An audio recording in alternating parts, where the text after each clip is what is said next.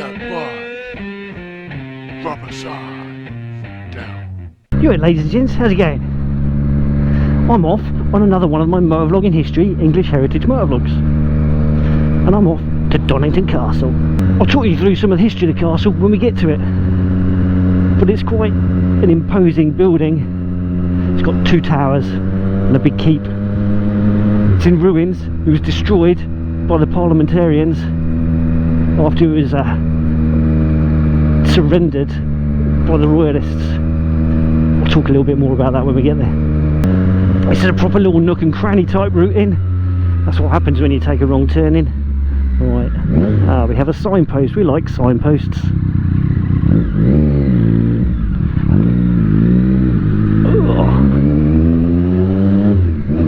Don't think the neighbours like my noise.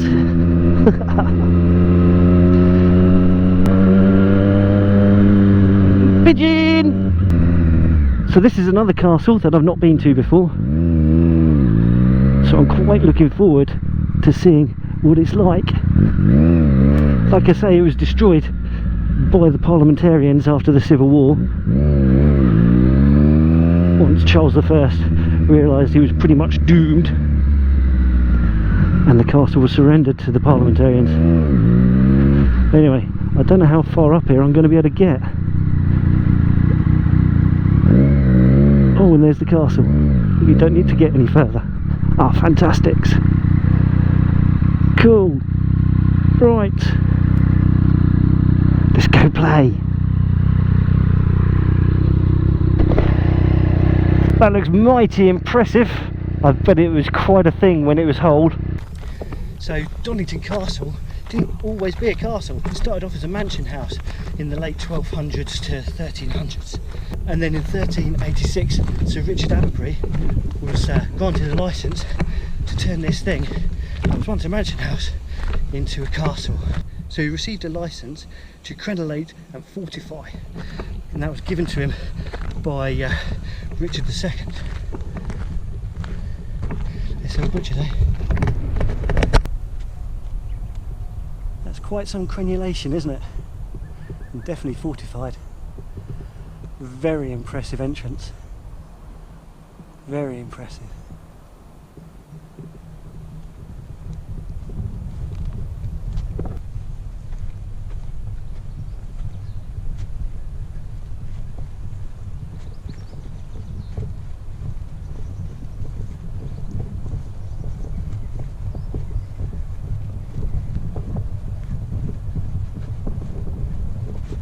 So these walls were actually built just to show us what the castle grounds would have looked like. They're over the original foundations, but these have been built since the castle was destroyed, just so that we got an idea of what it would look like, built up to 2 foot all around, which is quite cool and quite interesting. So I believe Sir Richard Atterbury's accommodation would have been in that part of the castle, and the rest would have been just awesomeness. I don't know what the rest would have been like. Quite a few imposing towers, very similar to those ones, all the way around, as well as this big square thing here. I'm not sure what that would have been, but actually in the Civil War, I can't really see too well from here, but all the way around here there would have been V-shapes built out, and they would have been fortified, and that was to enable riflemen to shoot from them. Yeah, I'm guessing they've all just been destroyed completely, but there is, if you look from above, which I don't know whether the drone's going to pick up, but if you look from above you can just about see some of the V's cut into the ground where the fortifications would have been. That's quite an imposing and awesome looking front end of a castle, isn't it? Right, let's get this drone up and have a look from above.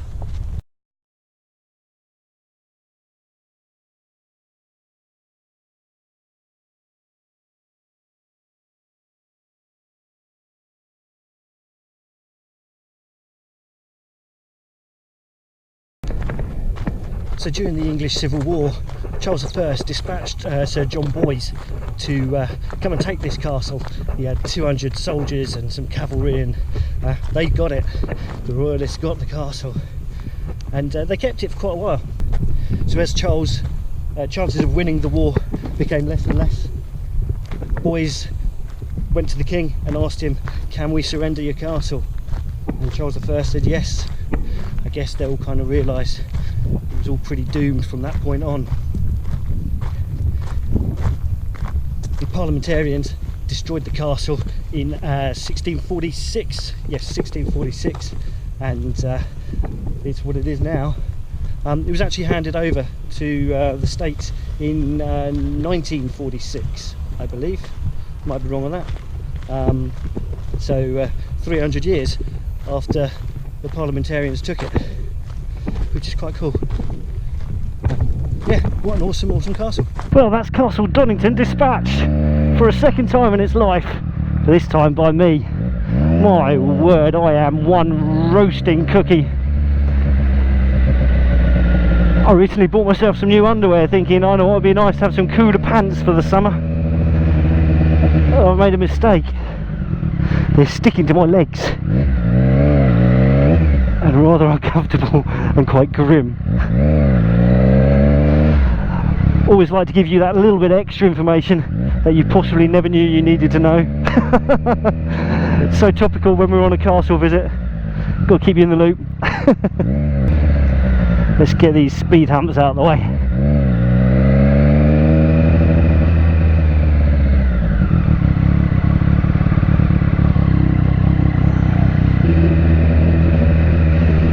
That was a really awesome castle visit, and it was nice to have some space and some mostly peace and quiet to have a play with my drone as well. Really cool to experiment with the point of interest feature, where it rotates around the item that I select. Awesome stuff.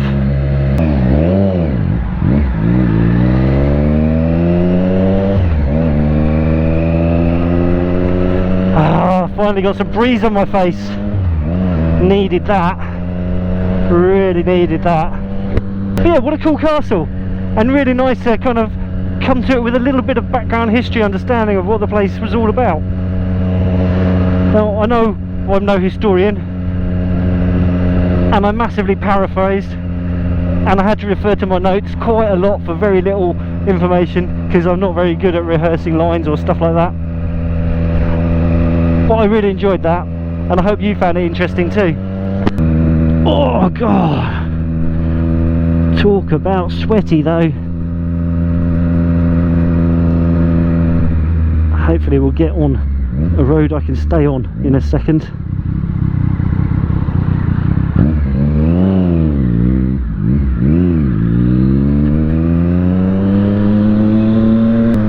I hope you enjoyed this little visit down to Donnington Castle. I did. I thought it was really interesting. Even though there's not much there, it's just really nice to see things in the flesh. It's all very well watching them on a YouTube video, like you're doing here with me.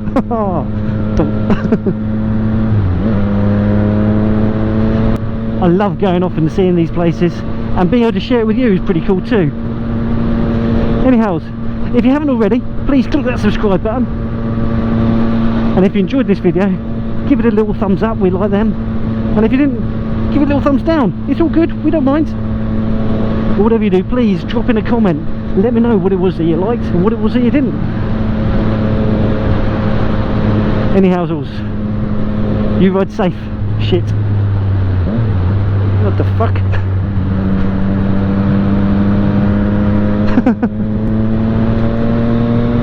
Anyhow, you ride safe. Take care, and I'll catch you all in the next one. Bye for now. Keep that rubber side down. You know, you gotta keep that bar rubber side down.